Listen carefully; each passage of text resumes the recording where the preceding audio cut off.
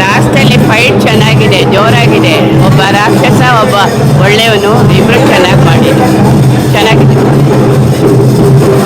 Second ಮಾಡ್ತಾರಲ್ಲ ಅವಾಗೇ ಗೊತ್ತಾಗೋದು.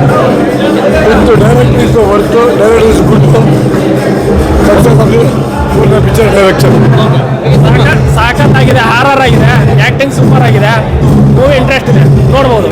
ಪಕ್ಕ ಚೆನ್ನಾಗಿದೆ, ಒಳ್ಳೆ ಸ್ಟೋರಿ ಮತ್ತೆ ಸಕ್ಕದಾಗಿದೆ.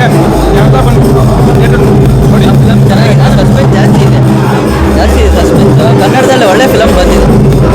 Expressions acting is too good. Like ಓವರಲ್ಲಿ ಕಥೆ ಹೇಗಿದೆ? ಕಥೆ ಎರಡನೇ ಪಾರ್ಟ್ ನೋಡ್ಬೇಕು. ಇದು ಮೊದಲನೇ ಬಿಗಿನಿಂಗ್ ಅನಿಸುತ್ತೆ. ಚೆನ್ನಾಗಿದೆ ಚೆನ್ನಾಗಿತ್ತು ಮೂವಿ, ಚೆನ್ನಾಗಿತ್ತು. ಟೈಮ್ ಬೇಸ್ ಸ್ಟೋರಿ, ಮ್ಯೂಸಿಕ್ ಮಾತ್ರ ಸೂಪರ್ ಆಗಿದೆ. ರಜನೀಶ್ ಲೋಕೇಶ್ ಪ್ರಜ್ವಲ್ ಅಂತೂ ಸಖತ್ ಆ್ಯಕ್ಟಿಂಗ್ ಮಾಡಿದ್ದಾರೆ, ತುಂಬ ಚೆನ್ನಾಗಿದೆ. ಪ್ರಜ್ವಲ್ ಸರ್ ತುಂಬ ಸಖತ್ತಾಗಿ ಆ್ಯಕ್ಟಿಂಗ್ ಮಾಡಿದ್ದಾರೆ. ಮತ್ತು ಅದು ಹಾರರ್ ಮೂವಿ ಥರ ಇದೆ.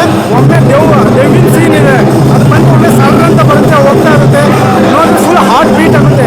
ನಿಮಗೆ ಅಲ್ಲಿ ಕುತ್ಕೊಂಡು ನೋಡೋಕ್ಕೂ ಗುಂಡಿಗೆ ಗಟ್ಟಿಯಾಗಿರ್ಬೇಕು, ಆ ಥರ ಸಿನಿಮಾ ಇದೆ. ಮತ್ತು ಡೈರೆಕ್ಷನ್ ಮಾತ್ರ ಸೂಪರ್ ಆಗಿದೆ.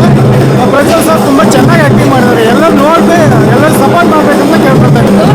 ತುಂಬ ಭಯಂಕರವಾಗಿದೆ. ಪ್ರಜ್ವಲ್ ದೇವರ ಸೂಪರ್ ಆಗಿದ್ದಾರೆ.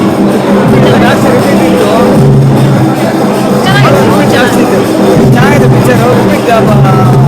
ಹಾಕಿ ತಿರುಗಿ ರಿಪೀಟ್ ಆಗ್ತಾ ಇದ್ದಾರೆ. ಒಳ್ಳೆ ಚೆನ್ನಾಗಿದೆ. ಸ್ಟೋರಿ ಎಲ್ಲ ಹೇಗೆ? ಬೋರ್ ಅನಿಸಿಲ್ಲ. ಅಂದರೆ ಒಂದು ತಂದೆ ಮಕ್ಕಳು ಒಂದು ಬಾಂಧವ್ಯ ಯಾವ ರೀತಿ ಇದೆ ಅನ್ನೋದು ಪ್ರಜ್ವಲ್ ದೇವದಾರ್ ಸಾರು ಎವರ್ಗ್ರೀನ್ ಆರ್ಟಿಸ್ಟು. ಅವಾಗ ಹೇಗಿದ್ರು ಇವಾಗ ಹಾಗೇ ಇದ್ದಾರೆ. Nice acting. Thank you.